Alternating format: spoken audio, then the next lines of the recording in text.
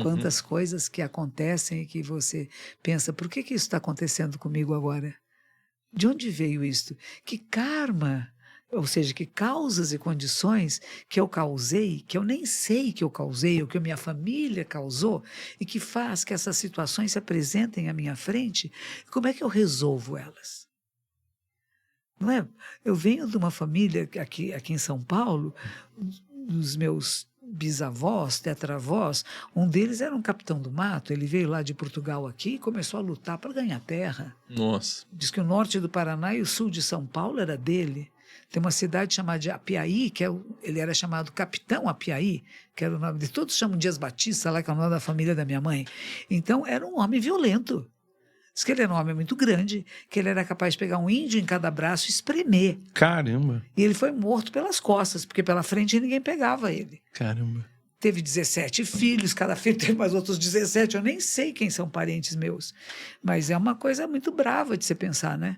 E foi tomando terras, por quê? Porque naquela época aquilo era bonito, não era? Era o aceitável da época. Era o que se esperava de um homem. Exato. Fosse Olha bruto, só. né? Era que fosse bruto, que tomasse terras, que ficasse rico, que reproduzisse, que tivesse muitos filhos, muitas... E que fosse agressivo. E fosse agressivo, exatamente. Então ele era um exemplo de um homem daquela época como se esperava que um homem fosse. Ele teve uma das filhas dele, ou foi uma das netas dele, morreu do 24º parto. Nossa. Hoje em dia você fala isso para uma mulher, você quer casar comigo? Você pergunta para a moça, Imagina. você quer ter 20 filhos comigo?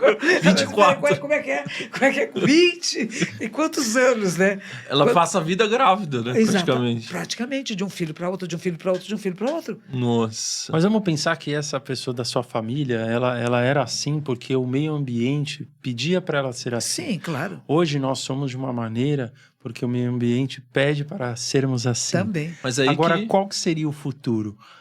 Qual que seria como deveríamos ser?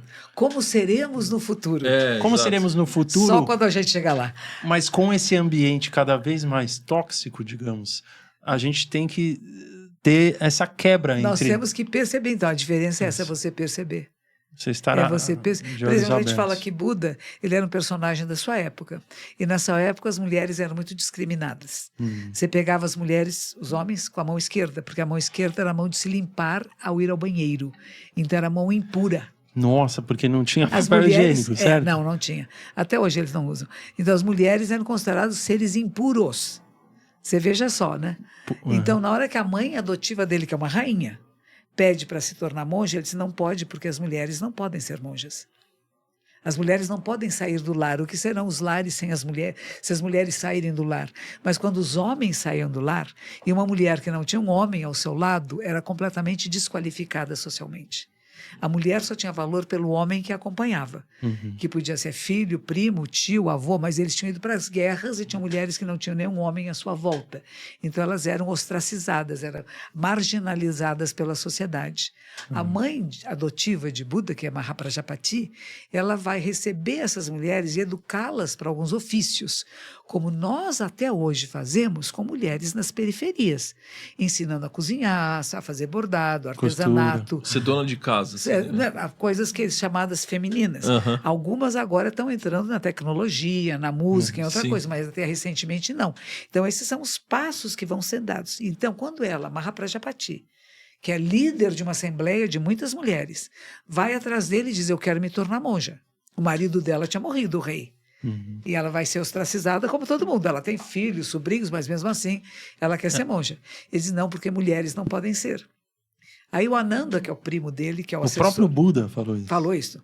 Aí o Ananda, que é o primo dele, ele vai fazer uma palestra na casa de alguém e ele diz assim, que todas as pessoas têm a mesma qualidade dele, que todas as pessoas podem despertar, que todas essas pessoas são Budas.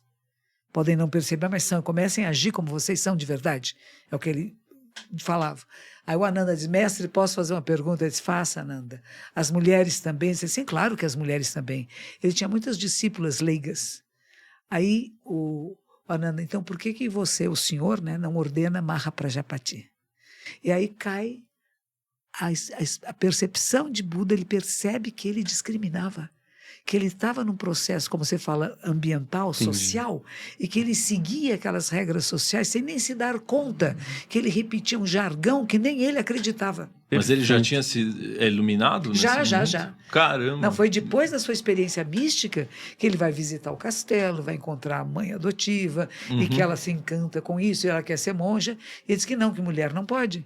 Olha só. Mas se um homem sai da família, também a família fica destruída, né? Então, ele acaba concordando em dar a ordenação para elas, mas ela tem que obedecer 8 regras especiais.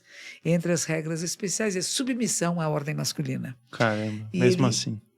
E ele pergunta a ela, mas você não acha que isso é muito pesado?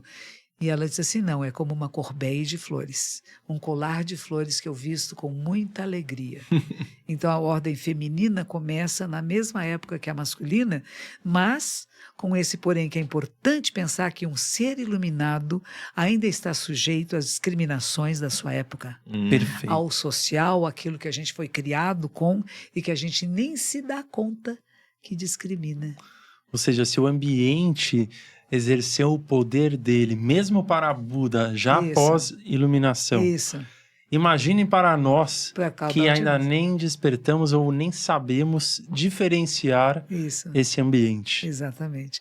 E que a gente possa despertar. Essa é a minha prece é essa, que todos possam despertar e perceber que somos semelhantes, não iguais, poder reconhecer um outro ser humano com a sua qualidade, suas faltas e erros, mas acolher da mesma forma. Não dizer só se você fizer do meu jeito é que eu vou gostar de você. Não, eu compreendo por que você está se manifestando assim. Eu compreendo como foi sua educação, sua formação. Mesmo pessoas que pensam completamente diferente de nós. Tanto partidos políticos, né, vamos ter eleição agora em 26, né? Tem uma briga muito forte que a gente está sentindo, que já está crescendo, né? É lamentável que nós ainda sejamos tão tolos que para a gente ganhar uma eleição a gente queira desqualificar o parceiro, o adversário, quando ao contrário, eu tenho um grande adversário e por isso é bom que eu tenho qualidades que eu posso vencer meu adversário, não porque ele é ruim, porque ele é excelente. É que nem você vai jogar. Imagine que você vai fazer qualquer jogo que seja, futebol que seja, você vai jogar futebol com um time que não sabe jogar nada. Que coisa mais sem graça. Agora você pega um time com grandes jogadores e fala, que legal, né? Ganhei dele. Ganhei dele. Não, é o Madrid contra o Barcelona. Está sendo lindo. Vai ser bonito esse jogo, porque tem grandes jogadores, vai ser excelente. Ninguém vai querer machucar ninguém, vão todos querer mostrar suas habilidades. É uma coisa muito mais bonita, né? Nossa, mas a gente está longe disso, né, monja? Mas vamos dessa chegar realidade, lá, né? Mas nós vamos chegar lá. Vamos chegar, né? Senão a gente acaba como humanidade. Todo esse movimento de falar do planeta, de cuidar do meio ambiente, o meio ambiente começa aqui, esse saco de peles é meio ambiente. Eu estou cuidando com respeito de mim, do meu corpo, das minhas necessidades verdadeiras. Não daquilo que eu imagino que eu necessito, mas o que realmente eu necessito. Será que as minhas relações são de afeto com todos? Ou tem algumas pessoas que eu priorizo e outras que eu não vejo, quero ignorar? É difícil. Eu tenho um amigo lá agora ele está morando no Ceará. Ele é da aviação brasileira. Ele é militar, um jovem militar. E ele, quando ele morava em Recife, ele fazia muitas ações sociais pelas pessoas mais carentes, mais pobres. Ele se mudou para Fortaleza e ele está fazendo esse ano, agora em dezembro, ele fez uma campanha muito grande de levar alimentos e objetos de limpeza, de uso pessoal, para a comunidade sertaneja que vive no agreste, onde não tem água, onde não tem nada, aquele chão rachado. Sim. E ele disse assim, que ele queria muito que as pessoas levassem seus filhos, pessoas que vivem em cidades, que têm tudo de bom e que nada falta, levar essas crianças para conhecer essa outra realidade que está acontecendo agora neste país e em outras grandes partes do mundo, e que a gente nem quer olhar. É preciso sensibilizar as pessoas pelas necessidades de nossos irmãos e irmãs, parceiros de vida no planeta, para que a gente possa, em vez de gastar em coisas desnecessárias, pensar que a gente também pode levar, e dizer assim, mais do que coisas e objetos e água, às vezes é conversar com alguém, é ouvir alguém, estar junto com alguém que é invisível, que se torna invisível nas ruas. A gente vê muitos moradores de rua aqui em São Paulo. Como se fossem invisíveis, né? E alguns querem se tornar invisíveis. Se você olha muito, eles ficam bravos. O que você está me olhando? O que você quer? Porque você está me observando. Sim. E eles não querem ser observados, mas se você se aproxima como um amigo, é diferente. E não é fácil, porque ele sabe que não somos os mesmos, não vivemos as mesmas condições. E alguns têm rancores de pessoas que nasceram em casas de tijolo, né? Então, tem uma questão de classe também que é bem difícil da gente conviver e dizer, não, eu sou um cara que tive uma boa educação, uma boa casa, uma boa alimentação, eu vou ajudar os outros. Perdeu. Eu posso estar junto, posso provocar, ver qual a sua necessidade e criar grupos de pessoas que possam fazer coisas, né? Mas dizer, eu vou lá fazer, não. A minha superiora no Japão, ela disse isso, eu gostei muito. Ela disse, as pessoas pensam que eu, sendo a superiora de um mosteiro, eu estou aqui para fazer os outros se iluminar. Ela disse, eu não faço nada. Cada um tem que se auto-iluminar. De novo, voltamos para o autoconhecimento. Eu apenas aponto caminhos, mas as pessoas têm que ir por esse caminho ou não. E é o livre-arbítrio, ela vai escolher. Entendi. Eu prefiro passar a minha vida toda sem enxergar direito a realidade. Eu não quero ver a pobreza, não quero ver a fome, não quero ver as guerras. Eu quero só ver o que é bonito. Tá bom, você pode escolher isso, mas continua acontecendo.